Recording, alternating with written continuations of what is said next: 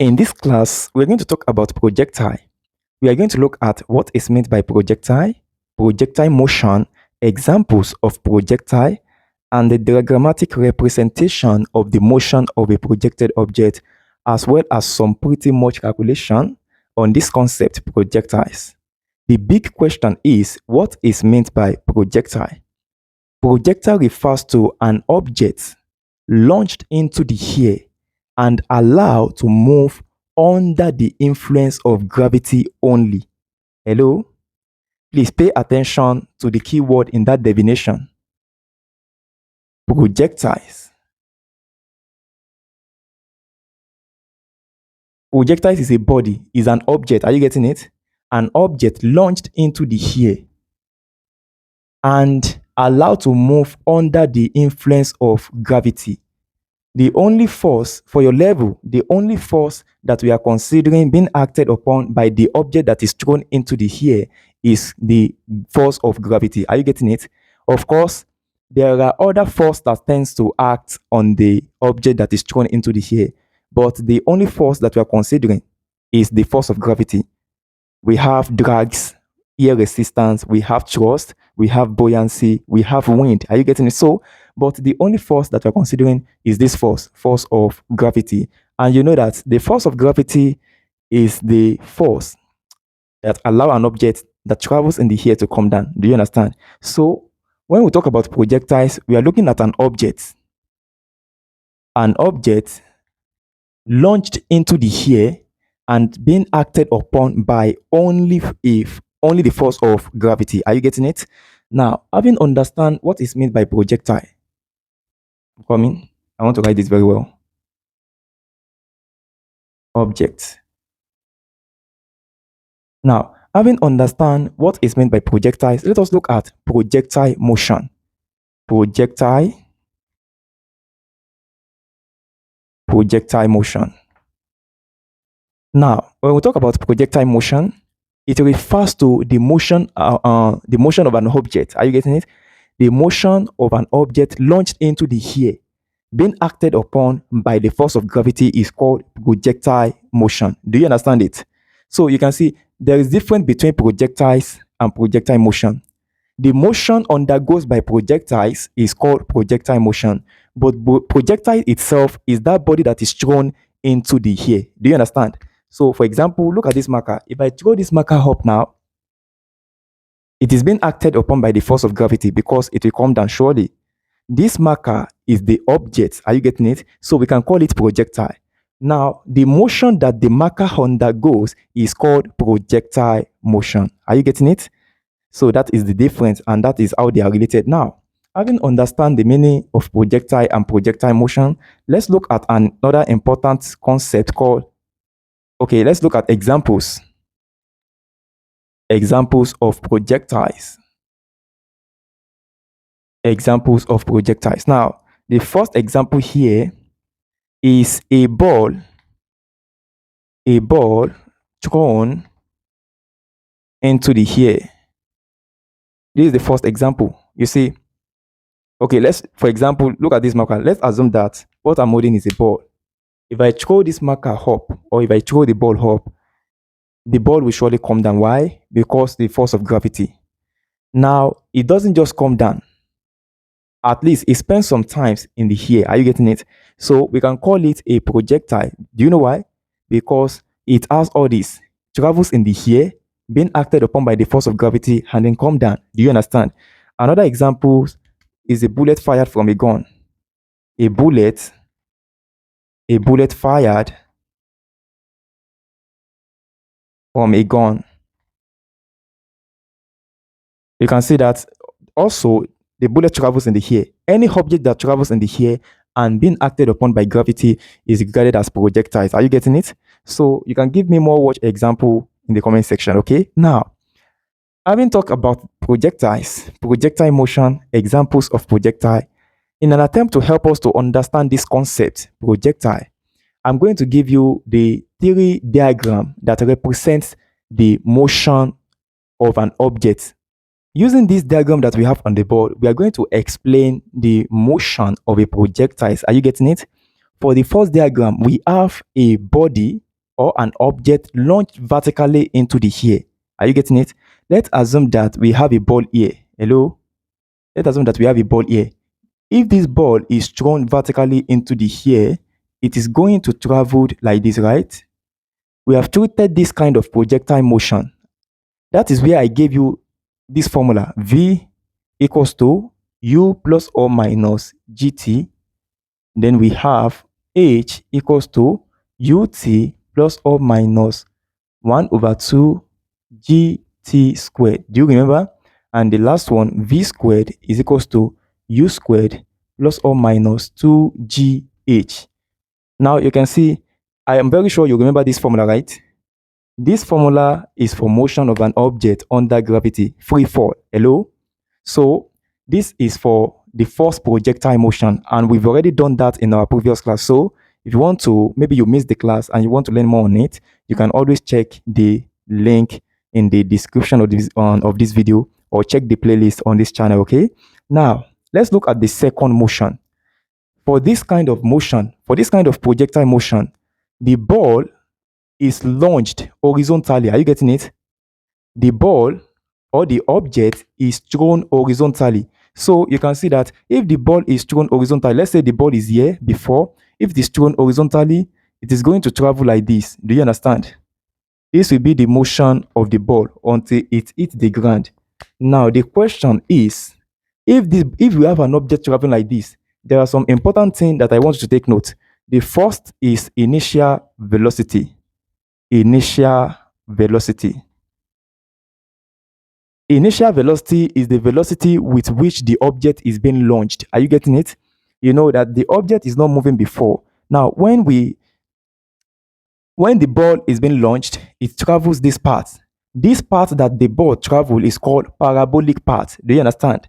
Parabolic path. Parabolic path. Please take note of this concept. I'm going to ask you at the end of the class. The ball is kicked with an initial velocity, and the path through which the projectile is traveled is called parabolic path. Okay. Now, another thing is this. Do you know that the distance, we can call the distance from the distance of this object from the ground, let's say this is the ground, the distance of this object from the ground, we can call it height. Are you getting it? Now, the distance between the foot of this tower, let me call this one tower, okay? Let's call this tower. The distance between the foot of the tower to the point which the ball hits the ground is called range. Are you getting it? Range. Range. We can call it R. I hope you are following. You see, it's simple. I want you to understand it. That is why I'm trying to define the concept before I even proceed to the calculation aspect, okay? So now we have the initial velocity, which is the velocity which the ball is being launched horizontally. Now we also have the parabolic path. The path traveled by a projected object is called parabolic path. Then we have the range. The range is the distance between the foot of the tower and the point where the ball hits the ground. Are you getting it? And we have the height, okay? Now, do you know that if we have an object undergoing this kind of motion, that is, the object is launched from an height, the object is said to have undergone two independent motion. Hello? Don't worry, it's simple. Just pay attention. If you have an object being launched from an height and it travels through this kind of path, the object is undergoing two kind of motion. The first is horizontal motion, because when the ball is being thrown, you can see that it moves like this. So the first is horizontal motion, and the second is the downward motion or vertical motion. Okay? The first is horizontal motion. Let me call it horizontal motion. And the second is downward motion or vertical motion. And you can call it free fall. Hello? You can call it free fall. Okay, so we have an object undergoing this kind of motion. Number one, horizontal motion, vertical motion. Now, do you know that if you have an object traveling this path, the initial velocity of the object is constant? Hello? The velocity horizontally is constant. No matter the time taken, the velocity is constant. Let me call it U. U is constant. Now, the downward velocity or the vertical motion, the velocity there increases with time. Do you understand? The vertical velocity or the velocity associated with the downward motion increases with time. So that is why, in fact, take for instance, look at this. Let's go back to this. If I throw this marker up, hello, it will reach a certain height before it comes to come down, right? That height there, before it come, that velocity at the maximum height, when the ball begins to travel downward, you will discover that the speed of the ball increases. Are you getting it? Now, come back to this. I told you that any object that travels this kind of path it has two independent motion, which is what? Horizontal and vertical. Another name for this is free fall. Are you getting it? Now, I told you that the initial velocity of this object did not change at all. Hello? Look at this. The velocity associated with the vertical motion before the ball starts to move, that initial velocity, in fact, let us call it Vy. The velocity associated with the vertical motion is Vy. Are you getting it? Now, do you know before the ball starts moving, the initial velocity of the vertical motion is 0. Do you understand? So Vy initial, let me call it like that. Initial velocity of the vertical motion is 0. Now, as the ball travels downward, the velocity increases with time. Do you understand? So, let's say, please, I want you to understand this. It's simple. If you understand what I'm doing here, the rest, when we get to the calculating aspect, it will be very, very easier. Are you getting it? Now, what I'm trying to say is that the velocity associated with the horizontal motion does not change. But for the vertical motion, the velocity changes with respect to time. And before the object starts to move downward, hello, before the object starts to move downward, the initial velocity of the object associated with the vertical motion is 0. Now, this velocity increases with respect to time, okay? Now, I told you that the vertical motion can be called free fall. Do you know why? Because the object now is moving towards gravity and it is downward motion. And whenever we have a downward motion, the equation of motion under gravity becomes V equals to U plus GT, right? V, okay, let's use H now. H equals to UT plus 1 over 2 GT squared. And the third becomes V squared is equals to U squared plus 2GH. Okay, so that is the equation of downward motion. Please permit me to let me erase the third graph. I'm still going to explain, okay? I'm still going to give you a thorough explanation of the third graph, but for the sake of space, so let us finish this. Let us conclude this. Now, do you know that I told you that this one, all these three equations are the equation representing downward motion? Are you getting it? Now, because the initial velocity is 0, and we know that initial velocity is represented as what? U. Hello? Initial velocity associated with the vertical motion here is what? Is 0. So that means that I'm going to, whenever I see U in these three equations, I'm going to replace it as what? 0. So for the first equation, V will be equals to 0 plus GT. So that will be, I'm going to have V equals to the product of acceleration due to gravity and time. That is the first. And for the second, I'm going to have H equals to 0 multiplied by T plus 1 over 2 GT squared. So the equation becomes height GT squared all over 2. Are you following? Because now the initial velocity associated with the vertical motion is 0. Now for the third, we have V squared is equals to 0 squared plus 2GH, right? So that means I'm going to have V squared is equals to 2GH. That is the third equation. Now, I'm very sure you understand how I got this. It's simple, okay? Now, because the ball is traveling downward, and I've taught you equation of motion under gravity, the reason why we have plus or minus, if you are not part of the class, that means you missed a lot, honestly. So you can always go back to the class and watch. The reason why we have plus or minus in between all the initial velocity here is simply because when the object is moving upward, it is traveling against gravity. the sign will be what? Negative. Now, because the object is traveling downward, it is moving towards gravity. The sign will be what? Will be positive. Are you getting it? So that is why I only chose the only positive sign. Now, because the initial velocity associated with the vertical motion of this kind of projectile motion is 0.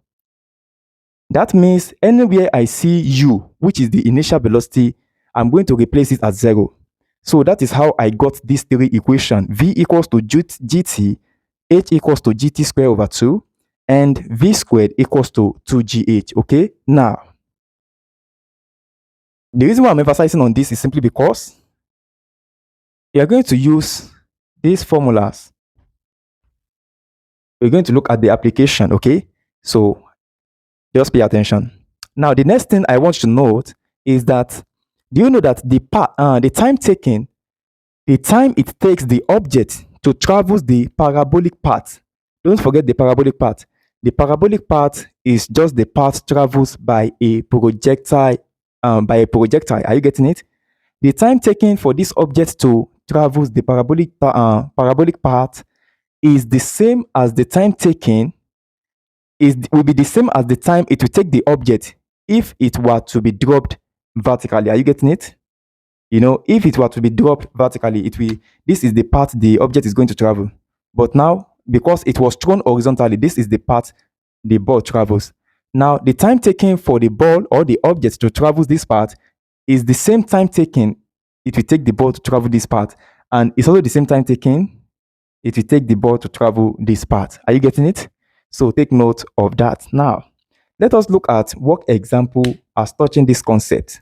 You know, we've done this, so I'm not going to look at, we don't need this again. If you want to learn this, you can check the playlist on this channel, Motion Under Gravity, or you can check the link in the description of this class, okay? Another important thing that I would like you to take note is the horizontal distance. Hello? The horizontal distance is this, right? Do you know? So, and when we want to calculate distance, especially for a projected object, we make use of this. H equals to ut plus 1 over 2 gt squared. Now, for the horizontal distance, I'm going to replace this h as r. Are you getting it? So, I'm going to have r will be equals to ut plus 1 over 2 gt squared. You know, for horizontal distance, there is no acceleration due to gravity. Hello? That means that acceleration due to gravity, which is g, will be equals to what? 0. So that means r equals to ut. That is the range. Are you getting it? The horizontal distance, r equals to ut. Now, do you know if g equals to 0, all this will be what? 0. And that is how I arrive at this. Do you understand? Okay, so having understand the various formulas that we're going to be using in this diagram, in questions related to what we have here, let us look at work example. We can call this one Vy because it is vertical velocity. Do not forget. So we can call this Vy. Are you getting it?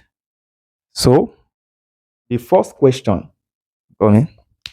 To watch the complete class, kindly click on the link in the description of this video or the comment section, okay? See you in the next class.